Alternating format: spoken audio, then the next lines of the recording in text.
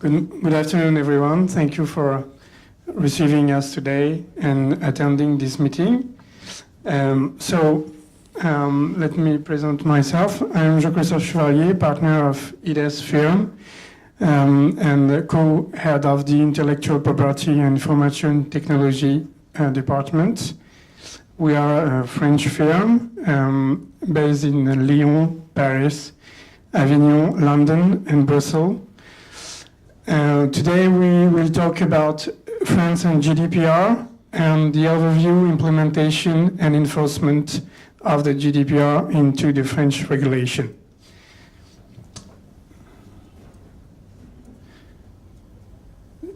So everybody have heard about the GDPR. It was painful for most of the country, especially in the Europe, but also in the US and in Asia. GDPR came into force on 25th of May 2018, and it should have been implemented into the local legislation, even if, especially for the French regulation, we had a 40 years old law that was quite very similar to the GDPR. Thank you, Jim. So I was just saying that the French Data Protection Act was established in 1978 before, and most of the terms of the GDPR are quite very similar to the former law. So this is the reason why we made some slight adaptation of the French regulation, just to adapt it and ensure that all the data subject in the EU have the same treatment, and that our regulation fully comply with the EU regulation. Tanya? Yes. 那么正刚才说 GDPR 的影响是非常深远的，然后法国目前的修订和执法也都是在跟 GDPR 保持齐头并进的方向。然后2018年12月12日修订的这个法最晚可能是在19年的，就是今年的6月1号就会生效。Actually, John, I don't think it's better for us to do slice by slice. So just want to make sure you have enough time to present, so we can do part by part. Okay. Is it better? Great. Okay, thank you. 那么我们接下来就一部分一部分的翻译。So for the scope of application of the French regulation, including the GDPR provisions, actually it's applied to any data subject that is based in France, and any data subject that is concerned by the processing of his personal data organized by any company, whatever the place of its headquarters, whatever, if we are talking about an Asian company. For instance, if a Chinese company is processing personal data of a French data subject, we don't care about the fact that this company has a headquarters or subsidiary in Europe. This company has to be aware of the regulation and has to comply with this regulation. The new French Data Protection Act that was implemented in June 2018 has some specificities, especially regarding some certain categories of personal data processing. For instance, it applies also to the data processing that relates to personal data regarding criminal conviction.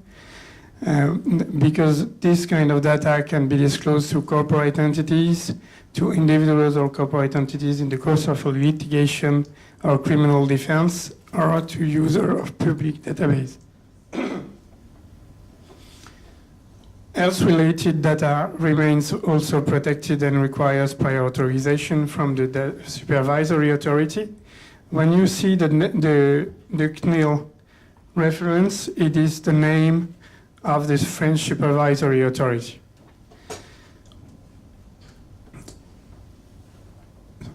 This It's not necessary. Data subject rights have also been reinforced due to the GDPR implementation. In the former regulation, the data subject has a right to access, to modify, and to oppose to the data processing for legitimate purpose. But we have a specificity in French due to the French digital law. Now you can, as a data subject, give some post-mortem directives. That means that you can say to the data controller and or the data processor the way you want that your data, your personal data, are processed following your death. Due to the GDPR, we have now also implemented the right of portability, the right to be forgotten, which is very, very complicated to implement into the context of a worldwide and a global, very connected world. And the right to restrict the processing, that means to limit the type of the processing of your data. The outcome today, and is going to be proposed by the French supervisory authority, is that we will implement specific procedures to handle this kind of rights of the data subjects. Yes. John 刚才提到了那个个人信息保护的地域适用范围，然后还有处理某些个人数据类别不同的对待差异，其中包括有刑事定罪方面的个人数据，还有健康方面相关的个人数据，然后提到了一些执法的例外情形。另外他还提到了说，法国的数据保护法赋予数据主体的权利跟 GDPR 有不同的地方，其中有一个就是验尸指令权利。然后这个结果就是法国的数据保护法制定了更为明确和详细的数据主体权利及行使的程序。Thank you. So now we were going to talk about the new powers that have been implemented and reinforced for the French supervisory authority, and you will see at the end that these new powers were very good, well implemented due to the big fines that were rendered a few months ago. Today, the French supervisory authority is able to perform random spot checks either in person or online without identifying itself. Sorry. That means that under secrecy, and the authority can control any kind of data processing without asking the authorization or informing the data processor or the data controller. And it can also make this control outside of the borders, because it has the control over foreign agents with France, and which is in contradiction with the GDPR provisions.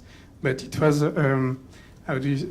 a possibility given to the EU member states to provide specific powers to their authorities.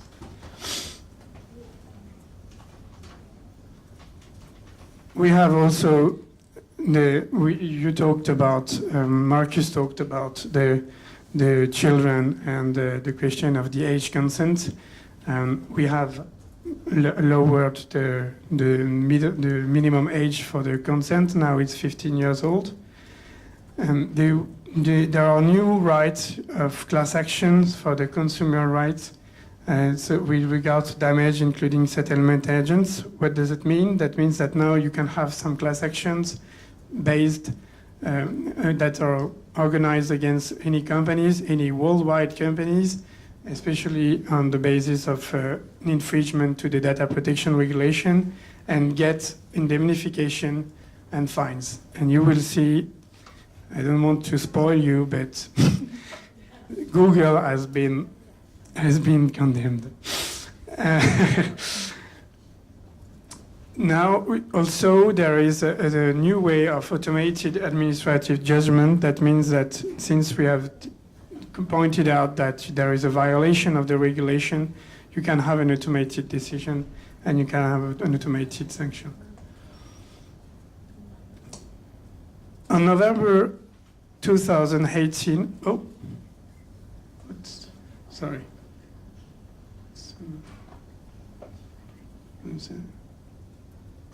No.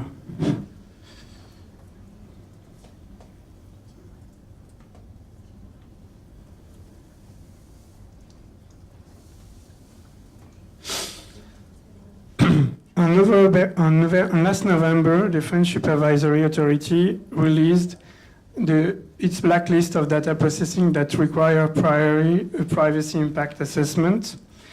I will not list all this category of data processing because the list is not long, but we are talking about 14 type of data processing. But if I can give you some example, for instance, if you're a company and that you want to make a processing for profiling purposes, for instance, then you will have to make a privacy impact assessment before. If you are trying to profile also your employees' data, just to note them or to give them some annotation and so on, then it's considered also as a data processing that require a PIA. Or even if you want to monitor constantly your colleague, normally it's not authorized, but you can make a private impact assessment, and if it demonstrates that you comply with the regulation, then you can do it. Tanya, you want? 正刚才提到了法国监督管理局，也就是这个 CNIL， 他们的执法权力是非常大的，然后也是非常的迅速。他们当局可以通过随机抽查的形式，无论是他们自己，还是说亲自去现场，还是说通过在线的形式，他们不需要对于另一方自我识别，就是表示说自己是权力当局者。他们甚至可以使用比如说假名或者化名的方式，像这种情况下也不会被视为说是钓鱼执法。然后他还提到了法国数据保护方面，在意外效率方面跟 GDPR 的共同决策规则有一些相矛盾的地方，目前还是不是特别清晰。然后他提到了谷歌案件，也就是进一步证明了这个法国执法当局针对自动化处理的这个自动化管理决策的非常强硬的执法。接着他提到了这个黑名单，也就是法国监督管理局最近发布的18年11月份最近发布的这个数据处理的黑名单，并举了一些具体的例子。他提醒说，在座如果有哪些客户可能会涉及，比如说医疗、保健、健康数据，或者可能处理持续监控员工活动的情形，可能会需要引起大家的注意。Thank you, Danny. So now we're going to talk about the penalties that the Data Protection Authority is able to give and to pronounce. First of all, the DPA is able to issue only a warning. Secondly, they can put the data controller and processor on notice to comply with a very, very short timeline. They can also limit temporarily or definitely the data processing, which can be very, very constraintful. They can also suspend the data flows. So if you have a data transfer between your companies, they can suspend it. So in a global group, it could be very constraintful as well. They can order to satisfy requests for the exercise of the data subject rights. And they can also order correction, limitation, or deletion of the data because, as Marcus said, we have also to apply a specific duration storage for the data that we keep. What about the fines? My presentation doesn't show the form of fines, but in France, the maximum fine was 300,000 euros. Now, for small business company, it goes from 10 million to 20 million euros.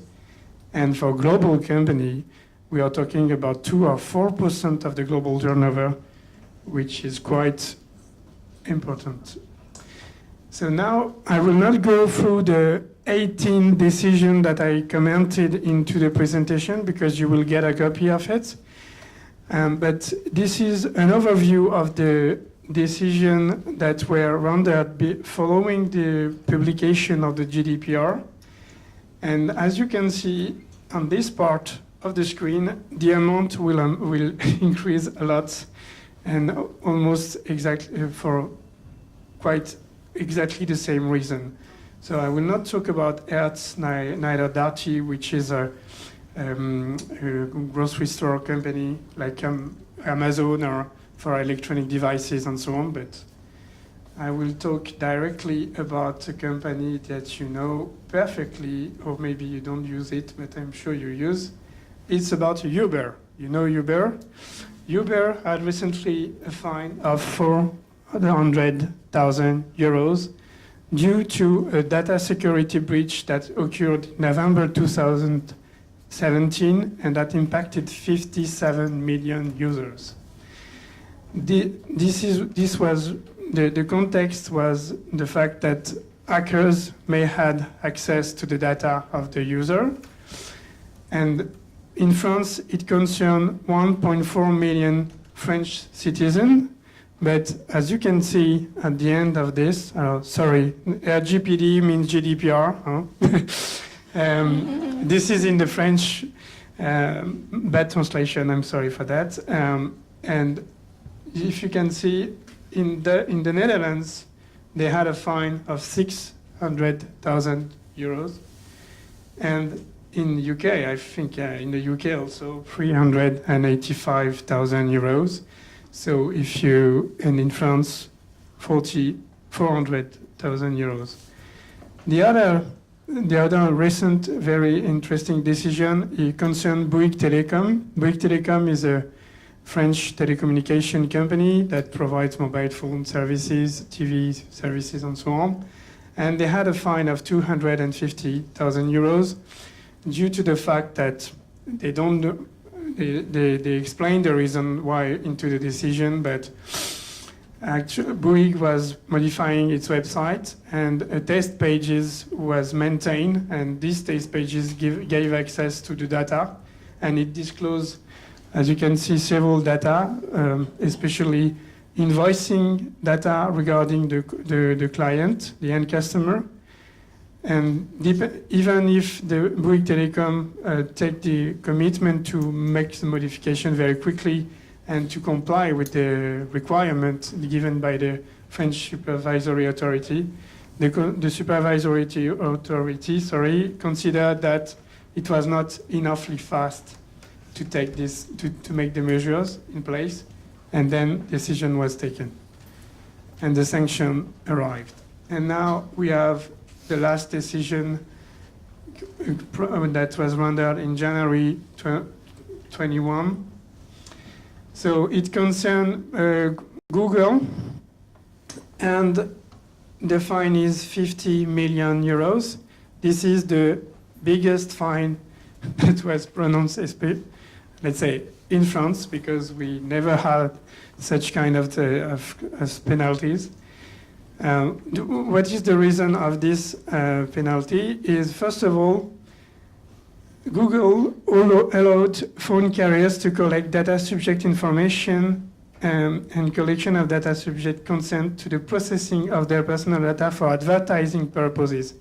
The purpose of the data processing was only advertising, and since the information was not clear enough and enoughly transparent into the data protection policy, the privacy policy from Google, then they consider that Google has failed to comply with the regulation and breaches the legal basis of the data processing, which is clearly, let's say, a misrepresentation of the provision of the GDPR. So this decision has been commented a lot all around the world. It has been challenged also by Google. We don't know the next step for the moment, because I know that Google has decided to file an appeal before the Court of State. We will see. So, Tanya, if you want, we can. John刚才提到了法国执法当局可以采取的处罚措施，其中包括警告啊、通知，然后暂停数据流，以及当然还有罚款。他其实准备了有18个执法案例，但是他今天着重说了3个，其中第一个就是 Uber 的那个执法案例，是18年12月份公布的。这个事情发生在17年11月份，当时 Uber 的内部系统有一些基本的安全漏洞，所以造成了大概有5000多万的用户，5700万的用户的数据泄露。第二个案例就是一个电信公司，当时是他们通过在网上修改这个 URL 地址来访问合同和客户的发票信息，超过200多万的客户受到影响。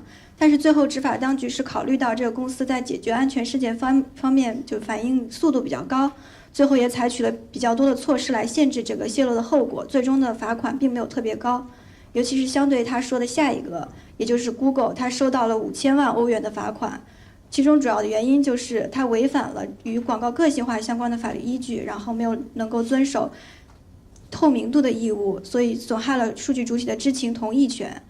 Zhong刚才说，他目前了解到谷歌目前所处的阶段可能是他们希望上诉，但是具体并不是特别清楚。Thank you, Daniel. So I just want to close the presentation with an overview of how we can work with you and how we can collaborate with you in the firm. The department, the IP-IT department, is composed of 2 partners and 3 associates, and 1 senior associate and 2 other associates. We are used to assist all our clients into their compliance program for the GDPR. Since we are a full-service firm, we can also assist them for other purposes, for sure. And when we talk about compliance with data protection regulation, we analyze their IT architecture, we assess the privacy, we assist the client also into the PIA process. We also provide some data protection officer external services just to represent them and to assist them before the data protection authority. And we obviously draft and maintain their contract and negotiate their contract with their supplier and their in-house contract as well. So thank you for your attention. And if you have any question, please do not hesitate.